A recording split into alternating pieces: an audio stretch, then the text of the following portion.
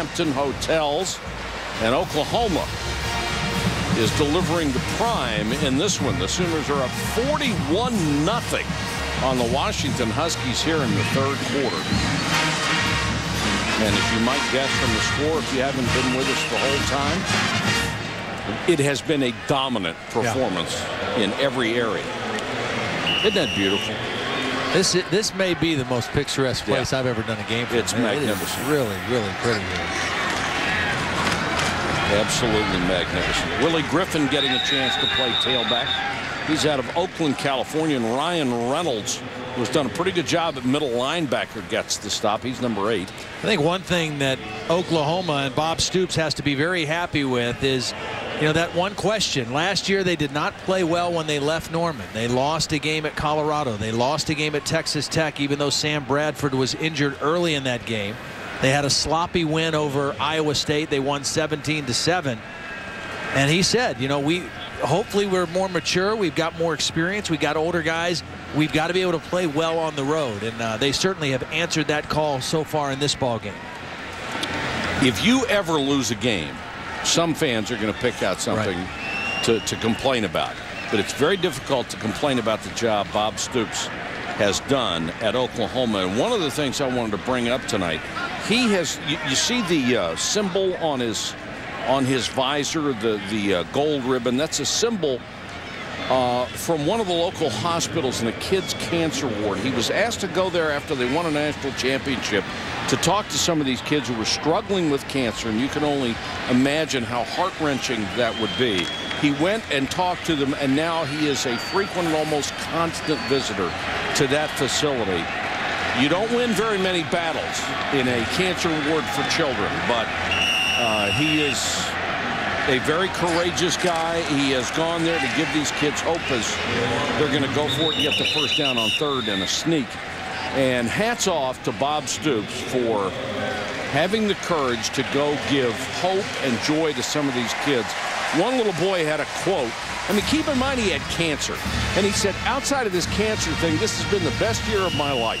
Wow. Because he was visiting with Bob Stoops and the Oklahoma football players. What kind of guts is that? That's remarkable.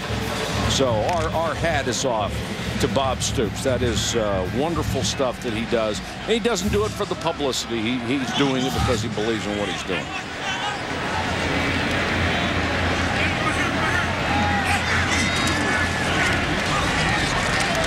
Blocker throws underneath and gets this one complete to Alvin Logan. And before the game, Bob came out. There was a Pop Warner game. Yeah. You know, Bob's from Youngstown, Ohio. I mean, that is pure football country. And northeastern Ohio, where I'm from, and whole family. Great coaching history in Youngstown. Youngstown Cardinal Mooney High School. Father was a coach. My buddy Paul McGuire from Youngstown just said, you know, he regales you with stories about all the people that come out of Youngstown, Ohio. Another low snap, and Locker has to go down on one knee to come up with it. It's funny how certain places are hotbeds for certain things, and coach after coach after coach comes out of Youngstown, Ohio. Yep. Well, this has been a problem all day for the Washington offense. Low snaps. It disrupts timing. It puts a little unnecessary duress on the quarterback, and in some cases it results in a turnover, as it did in the first half. One more time we saw it here in this possession. And I think the problem is that Juan Garcia knows those guys across the line. Gerald McCoy, Adrian Taylor, DeMarcus Granger, outstanding defensive tackles, and they've really got his attention.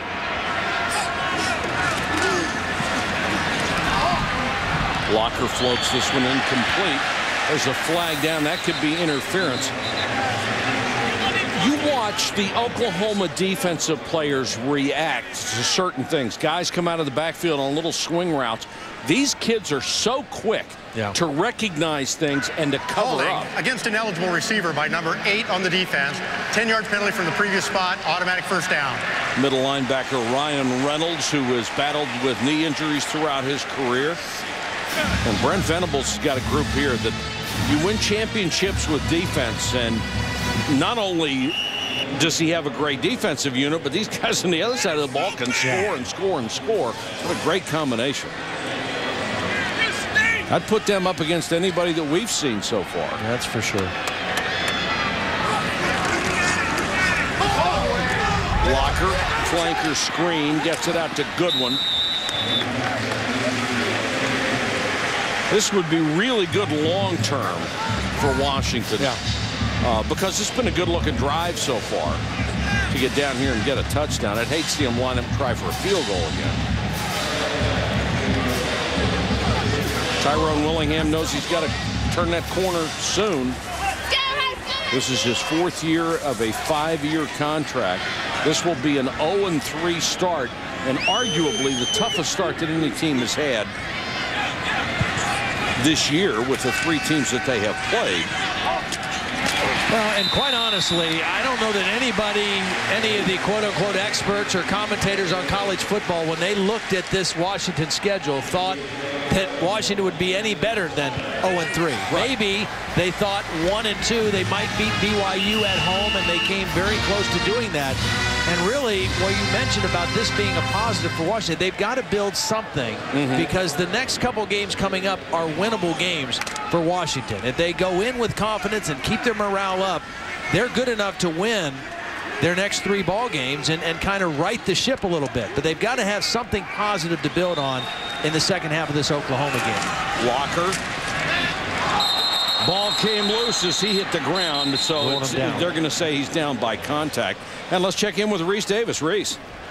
All right, Mike, USC has a commanding lead on Ohio State, and it was almost worse. Final seconds of the first half, Mark Sanchez firing out there for Damian Williams, but Timothy Chikwa pulls down the interception, 21-3 at the half. On ESPN2 right now, Auburn has a 3-2 lead in the bottom of the 4th on Mississippi State, but the Dogs have a couple of runners on base. And New Mexico trying to knock off Arizona by 13.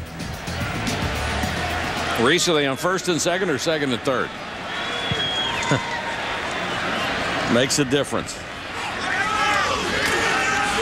Walker, good protection. He'll take off now. This is where he's the most dangerous. Got a great block in the corner. Jake Walker, touchdown. Willie Griffin peeled back and gave him a block that allowed him to turn the corner. I'm not so sure Jake Locker wouldn't have turned the corner anyway with his speed, but the block by Griffin secured it for sure.